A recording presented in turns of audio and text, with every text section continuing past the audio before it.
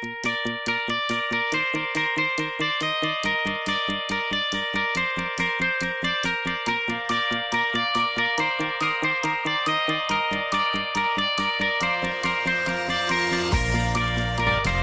American Board of Home Care. That behind me is the Capitol, and we had a long day today of doing Lobby Day, partnering with CASA and HCAOA to meet with the different legislators about some of the bills that are upcoming. Some are really good, actually.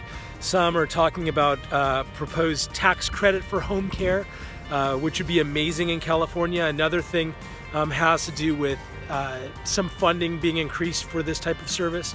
Some of the things that work with our home healths.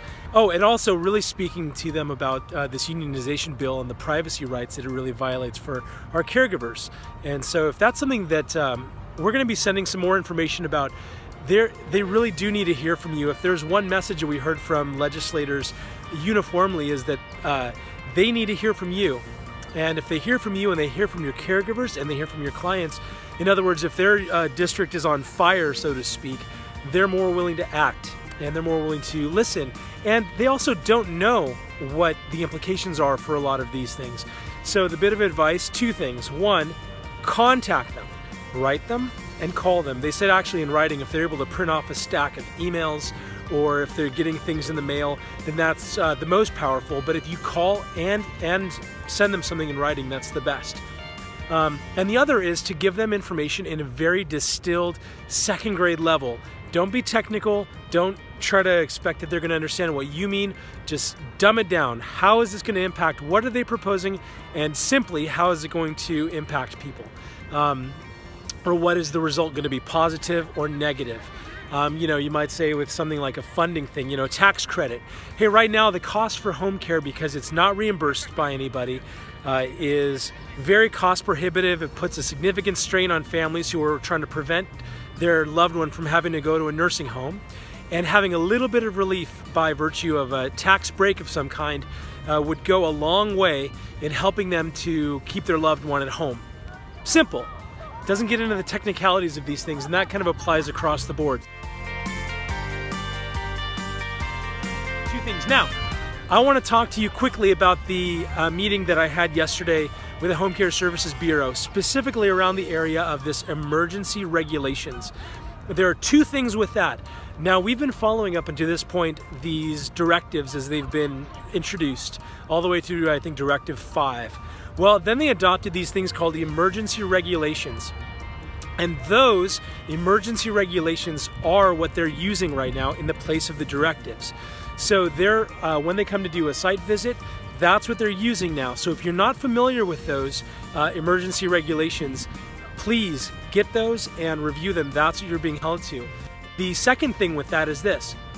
Those emergency regulations, you may have heard that there's a comment period where we have an opportunity to contact the state, the public discussion period or the comment period.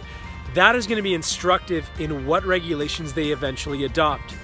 They don't know what the implications are for all of these regulations. So something that we're going to do in this coming week, we're going to do a couple of things. One, we're going to send you the body of the regulations by email. Second, we're going to give you a form similar to what we did with this, where you're going to get to maybe give 10 different examples or up to 10 or 15 or whatever it is of areas within the regulations that you have concerns with or that you think might be problematic. And those are going to come to us. We're going to weed out any duplicates and we're going to put it in language that's the most clear, and we're going to provide the Home Care Services Bureau with the final copy of that, okay, for a final list of questions in a way that addresses the biggest concerns or even minor concerns, every concern, but that way they have it all in one place. We can be a kind of a primary point of contact, so if they have any questions about it, they can reach out to us and we can provide some guidance on that. But this is an opportunity to make your voice heard, and we're really grateful for the relationship that we have with Home Care Services Bureau and being able to do that. So it's been very, very productive time here. Lobby Day was a success.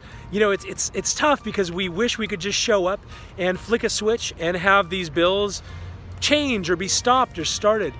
And what we heard over and over is that it's really about being engaged over time. There's no quick fix to any of this stuff.